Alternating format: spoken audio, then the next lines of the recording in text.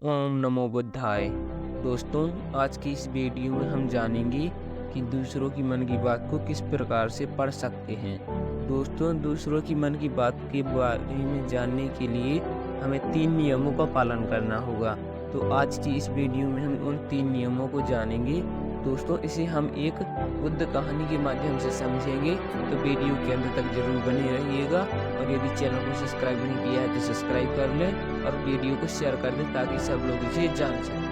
दोस्तों, एक गांव में 2 भाई रहते थे। बड़ा भाई अंधा था और दोस्तों छोटा भाई खेतों में काम किया करता था। तो दोस्तों, उनके खेतों में बहुत अधिक जानवर आते थे। इसीलिए छोटा भाई अपने बड़े भाई से कहता है, जिस प्रकार से तुम यहाँ घर पर लेटे रहते हो, भैया इसी प्रकार आप अपने खेत पर बने रहना, जिससे कि जब भी आपको किसी जानवर की आहट मिले तो आप उसे चिल्लाकर भगा देंगे, जिससे हमारे खेतों की सुरक्षा हो जाएगी। तो दोस्तों, उसका बड़ा भाई ऐसा ही करता है और वह उस दिन से खेतों पर रहने लगता है। और दोस्तों, जब भी किसी जानवर की से आहट बनती है वह उन जानवरों को चिल्लाकर भगा देता है। एक दिन दोस्तों क्या होता है, एक हिरन उसके खेत में आता है और वह उसकी बांध तोड़कर निकल जाता है।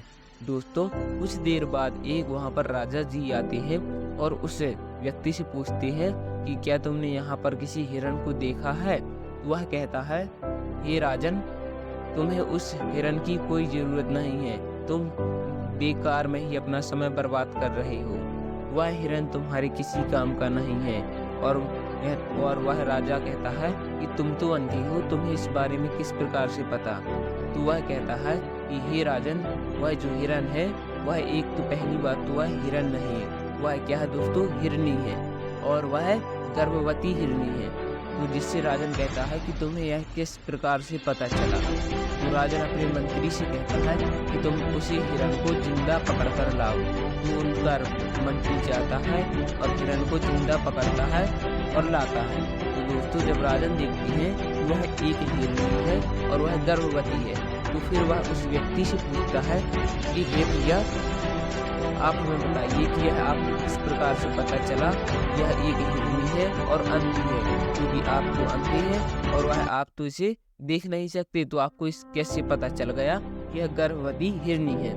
तो दोस्तों, वह व्यक्ति कहता है कि यह हिरनी जब मेरे खेत में आई तो यह मेरे खेत की बांध बहुत ही छोटी है, जिससे यह छलांग, यदि कोई हिरन होता तो वह उसे छलांग कर निकल जाता, लेकिन इसने बांध को तोड़कर निकली। इससे मुझे पता चल गया कि यह हिरनी है और गर्भवती है, क्योंकि यदि यह छलांग कर निकलती तो इसे अपने बच्चे को खोने का डर रहता है। इसीलिए यह बांध को तोड़कर निकली। इसीलिए मैंने पता लगा लिया कि यह एक हिरनी है और गर्भवती है। तो फिर राजन कहता है कि तुम्हें कैसे पता चला कि यह हिरनी ही है, तुम्हारे खेत में तो बहुत सारे जानवर आते हैं। तो वह व्यक्ति कहता है, हे राजन, मुझे इस बारे में पता चल जाता है, क्योंकि मुझे यहाँ पर रहते रहते बहुत ही एक्सपीरियंस हो गया है और रोज मेरे खेतों में जानवर आते हैं, जिससे मैं उनकी आहट से समझ जाता हूँ यहाँ पर कौन सा जानवर है। तो राजा को लगता है कि यह तो बहुत ही बुद्धिमान व्यक्ति है और वह उस व्यक्ति को अपने घर यानी कि राज्य में ले जाता है। और दोस्तों, वह वहाँ पर उस व्यक्ति से पूछता है, तुम बता सकते हो कि मेरी पत्नी पति धर्म है या नहीं, वह सती धर्म का पालन करती है या नहीं। वह व्यक्ति कहता है कि हे राजन, तुम्हें अब इस बारे में क्या जानना, तुम्हारी शादी को तो बहुत सारे साल हो गए हैं। तो राजन कहता है कि नहीं, मुझे इस बारे में जानना ही है और यदि तुम नहीं बताओगे तो मैं तुम्हारा सर काट दूंगा। तो फिर वह व्यक्ति उस राजन से कहता है, तुम अपनी पत्नी को मेरे साथ एक अंधेरे कमरे में बंद कर दो।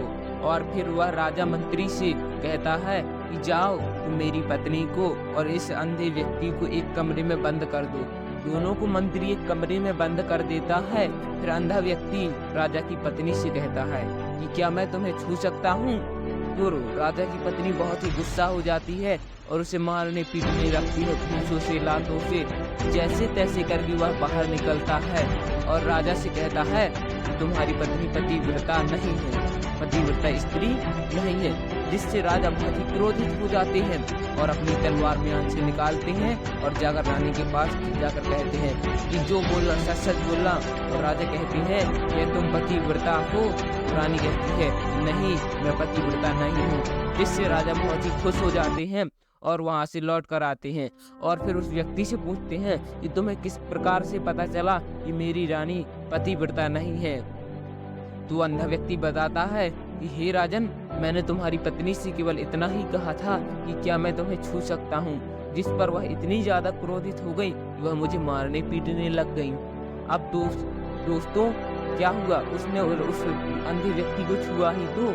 वह अंधा व्यक्ति कहता है कि तुम्हारी पत्नी ने मुझे मारने के बहाने से मेरे पूरे शरीर को छू लिया। इस प्रकार से वह पतिव्रता स्त्री तो हो ही नहीं सकती। और राजा बहुत ही प्रसन्न हो जाते हैं और उसे धन्यवाद देते हैं और कहते हैं कि तुम बहुत ही अधिक ज्ञानी हो।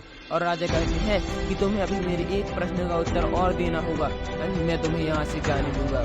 तो वह अंधा व्यक्ति कहता है कि पूछो। तो राजा जी कहते हैं कि क्या मैं अपने पिता का ही पुत्र हूँ।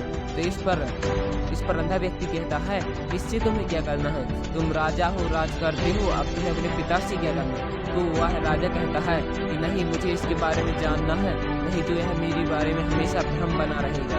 तो वह अंधा व्यक्ति कहता है इसके लिए तो मुझे तुम्हारी माँ के पास भी जाने की जरूरत नहीं है। मैं तुम्हें अभी बता देता हूँ कि तुम हो तो अपने पिता के ही पुत्र, लेकिन तुम्हारे ऊपर एक कंजूस सेठ की छाया पड़ी हुई है। जिससे राजा बहुत ही क्रोधित हो जाते हैं और तलवार निकालकर अपनी माँ के पास जाते हैं और माँ से पूछते हैं कि जो बोलना सच सच बोलना, क्या मैं अपने पिता का ही पुत्र हूँ। तो उसकी माँ कहती है कि तुम हो तो अपने पिता के ही पुत्र, लेकिन तुम पर एक कंजूस सेठ की छाया पड़ गई है। जब मैं नहा रही थी और नहाने के बाद मैं अपने आईने में अपने बाल खींच रही थी, तब कंजूस सेठ मेरे पीछे आ गया था, जिससे तुम्हारे ऊपर एक कंजूस सेठ की छाया पड़ गई है। राजा बहुत ही प्रसन्न हो जाता है और वह अंधे व्यक्ति के पास आता है और कहता है कि तुम्हें कैसे पता चला कि मेरे ऊपर एक कंजूस सेठ की छाया है। तो वह अंधा व्यक्ति कहता है यदि कोई और राजा होता, वह मेरे इतने काम करने के बावजूद मुझे बहुत ही अधिक दान दे चुका होता और जिससे मैं प्रसन्न हो जाता, लेकिन तुमने अभी तक मुझे कुछ नहीं दिया, इसीलिए मैंने बता दिया कि कंजूस से कुछ आया है और तुम कंजूस हो। तो राजा कहता है कि राजा मुझे लगता है या तुम जो मांगोगे मैं तुम्हें दे दूंगा। और फिर इस कहानी से हमें क्या करना चाहिए। सबसे पहले अब हम बात करेंगे कि हमारे मन को एकाग्र करने की और दूसरों के मन की बातों के बारे में जानने की। दोस्तों, दूसरे की मन की बातों के बारे में जानने के लिए सबसे पहले हमें अपने मन को एकाग्र करना होगा, एकांत में लाना होगा। और दोस्तों हमें क्या करना होगा, शांत एकाग्र करने के बाद दोस्तों हमें अपने मन को वर्तमान में लाना होगा। जिस समय चल रहा है दोस्तों, हमें अपने मन को वर्तमान में लाना होगा। हमें किसी पिछली बातों या फिर आगे की बातों में नहीं सोचना चाहिए, हमें अपने मन को वर्तमान में लाना होगा। और दोस्तों नंबर 1 क्या है दोस्तों, हमें दूसरों की बातों के बारे में जानने के लिए दोस्तों हमें उसकी आंखों में देखना चाहिए, उसकी आंखें किस प्रकार से बता रही हैं, उसकी आंखें झुकी हुई है या फिर शोक में है या फिर खुशी में है, किस प्रकार से है उसकी आंखें।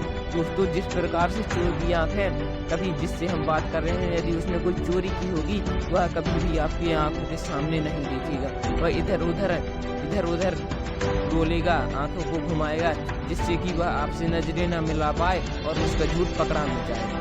और दोस्तों मन की भी कई भाषाएं होती हैं, जैसे कि व्यक्ति की आंखें इधर उधर, यदि कोई चालाक व्यक्ति होगा वह अपनी आंखों के इशारे से ही आपको पूरी बातें बता देगा। और दोस्तों आंखों के माध्यम से भी आप दूसरों की बारे में जान सकते हैं।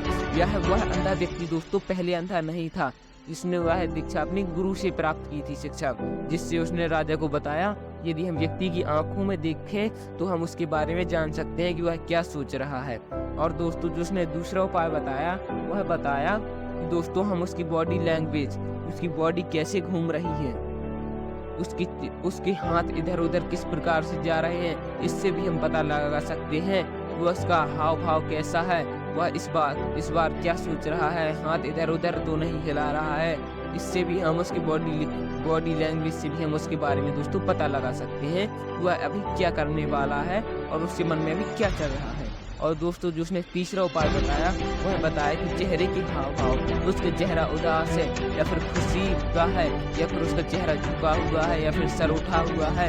इसके बहुत से भाषाएं होती हैं जिनके माध्यम से व्यक्ति किस चाल चलन का है, किस प्रकार का है और वह अभी क्या सोच रहा है। और दोस्तों जो उसकी क्रियाकलाप है, उसकी क्रियाओं के द्वारा भी हम जान सकते हैं कि वह क्या सोच रहा है। दोस्तों उस व्यक्ति ने कहा मैं तो अंधा हूँ, इसीलिए मुझे किसी भी बारे में जानने के लिए उसे कोई काम देना पड़ता है, लेकिन जब मैं अंधा नहीं था तब मैं उसकी आंखों में देखकर ही उसके बारे में पूरी जानकारी दे देता था।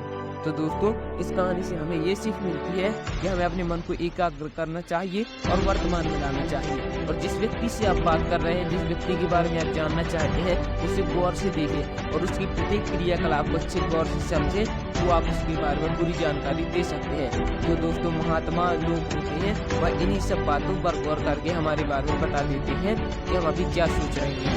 तो दोस्तों आज की वीडियो को रखते हैं यहीं तक। यदि आपको वीडियो पसंद आई हो तो हमारे चैनल को सब्सक्राइब कर लें और वीडियो को लाइक कर दें और वीडियो को ज़्यादा से ज़्यादा शेयर करें।